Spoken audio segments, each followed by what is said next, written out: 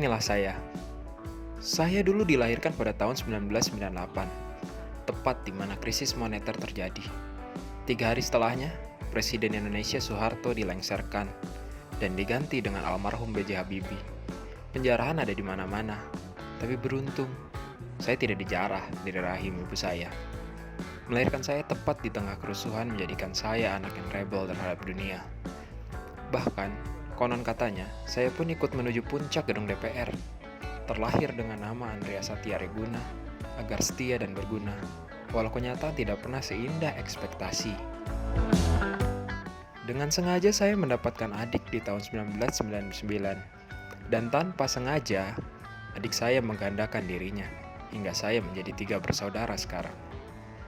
Saya tinggal di tanah Pasundan, tepatnya di kota Cimahi dengan segala ramah tamahnya. Kota kecil tapi membesarkan saya sebagai pemimpi yang besar. Karena ini buat nilai UAS, kita kembali ke realita.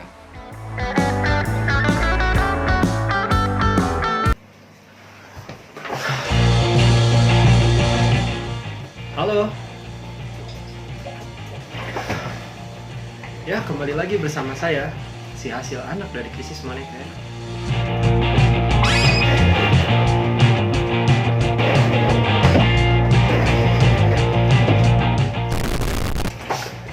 Selamat siang dan kembali lagi bersama saya Andrea Satya di channel Mr. Himalaya.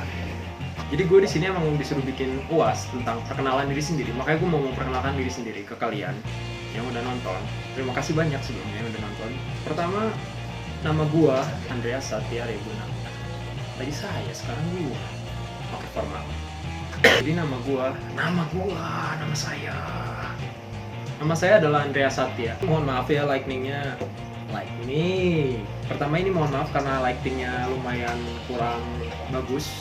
Ada sedikit shadow, eye shadow. Saya sekarang berkuliah di Universitas Pertamina, Fakultas Teknologi Industri, Prodi Teknik Mesin, semester akhir.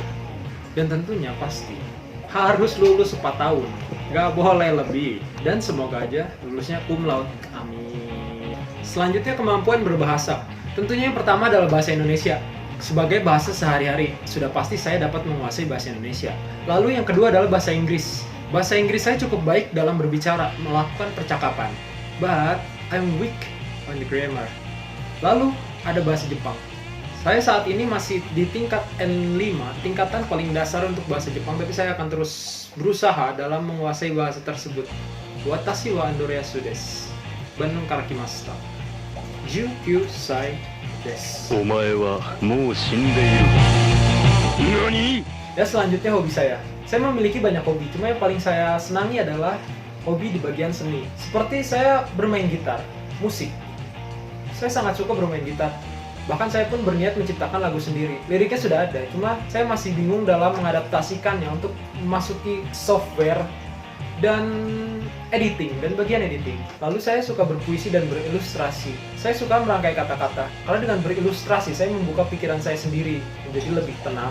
Dan saya pun bisa mengeksplor lebih jauh lagi tentang kemampuan saya dalam menganalisa sesuatu, menggambarkan sesuatu, menginterpretasikan sesuatu. Saya akan dapat makin baik menurut saya. Lalu selanjutnya saya pun hobi dalam editing video. Sebenarnya ini hobi yang baru muncul karena corona, karena saya pun bingung saya harus ngapain, skripsi nggak jalan, nongkrong nggak jalan, jadi saya belajar tentang editing video. Saya lumayan bisa sekarang dengan menggunakan Adobe Premiere Pro dan Adobe Audition sebagai sampingan untuk suara, untuk memperbaiki suara. Cuma saya masih belum terlalu dalam di Adobe Audition. Lalu selanjutnya, pengalaman berorganisasi. Pengalaman berorganisasi saya cukup baik di Universitas Pertamina ini. Pengalaman kerja saya juga cukup baik.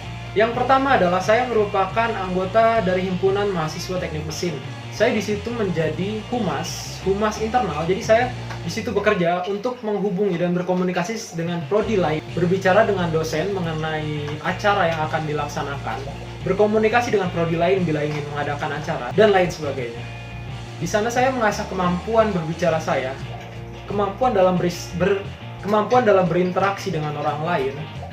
Saya asah di sana. Saya belajar dan terus belajar bagaimana caranya agar dapat berkomunikasi dengan lawan bicara saya tanpa rasa malu sedikit pun. Selanjutnya saya pun merupakan tutor, beberapa matkul sudah saya tutorin, seperti matkul mekanika kekuatan material, lalu ada kalkulus, matematika dasar, dan banyak lagi. Saya udah lumayan lupa karena banyak. Di tutor ini saya mempelajari bagaimana cara mengembangkan diri saya untuk bisa mengadaptasikan diri saya sebagai pengajar.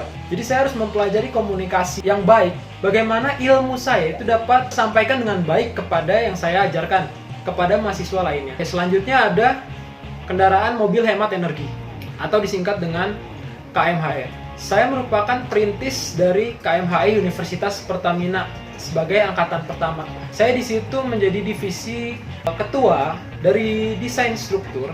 Jadi di situ saya waktu merintis mobil ini, saya mendesain strukturnya bagaimana, walaupun akhirnya dirombak dan banyak sekali modifikasi. Tapi di situ saya belajar bagaimana caranya untuk mendesain sebuah mobil dari kerangkanya terlebih dahulu. Saya belajar di situ. Lalu pada KMHE pun saya pernah dipercayakan menjabat sebagai ketua KMHE pada tahun 2019 selama sekitar 1 semester atau 6 bulan. Di sana saya belajar bagaimana cara saya dapat mengatur sebuah organisasi, bagaimana cara saya agar dapat mengontrol banyak orang tanpa memberatkan satu pihak. Saya belajar di situ banyak sekali, cara untuk berorganisasi banyak sekali, cara untuk berbicara, cara untuk meng-guide sponsor, promosi, cara untuk bagaimana membuat proposal sponsorship yang baik. Saya belajar banyak sekali dari KMHE. Selanjutnya adalah pengalaman kerja. Saya pernah kerja praktek di PT Pertamina Geothermal Energi area Kamojang. Di sana saya diajari banyak sekali hal tentang bagian engineering, karena divisi saya pun di situ adalah planning and engineering. Saya di sana dilatih untuk menganalisa sebuah permasalahan dalam tingkatan yang lumayan kompleks. Tema dari laporan kerja praktek saya waktu itu menganalisa sebuah kerusakan yang terjadi pada scrubber. Scrubber itu merupakan komponen penting dalam sebuah pembangkit listrik tenaga geothermal. Jadi di sana saya menganalisa scrubber, mulai dari desain sampai hal-hal eksternal seperti korosi yang mempengaruhi kegagalan ataupun jalur pipa lainnya yang sangat berhubungan erat dengan scrubber. Pengalaman kerja saya yang selanjutnya adalah saya pernah bekerja sebagai barista di Starbucks. Lebih tepatnya Starbucks Reserve di Grand Indonesia 1. Di sana saya belajar bagaimana adat dalam bekerja, mulai dari kedisiplinan, cara meraih perhatian customer, cara berkomunikasi, baik itu secara visual maupun verbal. Bahkan di sana saya mampu mengasah percakapan saya dengan menggunakan bahasa Inggris. Karena di Starbucks banyak sekali tamu yang berasal dari luar negeri. Otomatis saya harus belajar dengan menggunakan bahasa Inggris sebagai percakapan universal. Selain saya belajar membuat kopi ya. Karena membuat kopi itu sudah pasti di situ. Oke, sekian aja perkenalan diri dari saya. Bila kalian menyukai segala editing dan bagaimana cara saya menyampaikan sebuah narasi, klik like dan jangan lupa subscribe untuk mendukung saya membuat video baru setiap minggunya. Siapa yang mau lihat video saya kan?